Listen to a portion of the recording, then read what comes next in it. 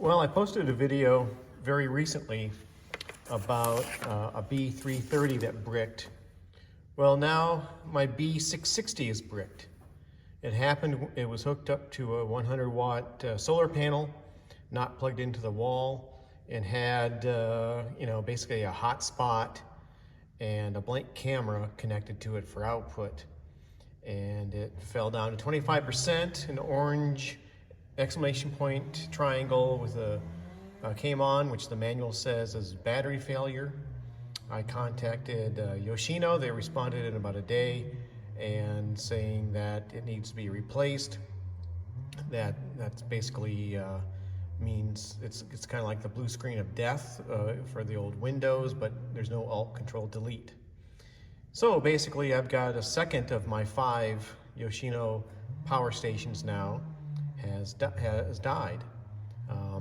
Luckily it's been 2 of the less expensive ones, although this model, this particular unit I paid $560 for about a year ago, and it's FUBAR.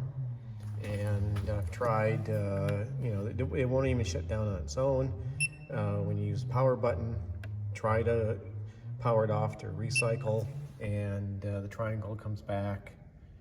And apparently reliability on these Yoshino power stations isn't great. So let's see what happens when I send this one in. I'm still waiting to find out if they're going to replace the B330 or what the status is of it after sending it in. And now I have to wait for them to send another FedEx box so I can return this one.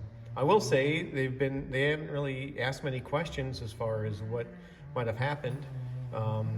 These units that have failed have all been in a building that in the past 6 months has been between 40 degrees and 80 degrees. Haven't been outside, haven't been in weather. And the only common factor is that it happened to the B330 and this B660 after spending time plugged into a solar panel for a week or two, a Yoshino solar panel for that matter. And so they've been for the prior year or so, they were plugged into AC and no problems. So I don't know what's going on. The firmware is up to date, but this unit, B660, is also dead, just like my B330. Hopefully this doesn't happen to my B4000, and that also has an expansion battery.